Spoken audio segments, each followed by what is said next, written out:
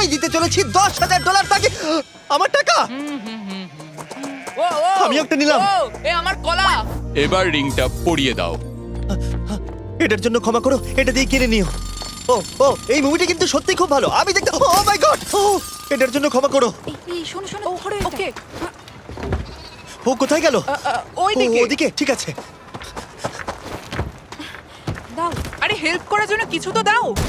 আমার টাকা ফেরত দাও। আরে এটা টাকাটা দিয়ে যাও। আরে এই, আমার টাকা দাও। দাঁড়াও, ধরো ওকে, ধরো ধরো।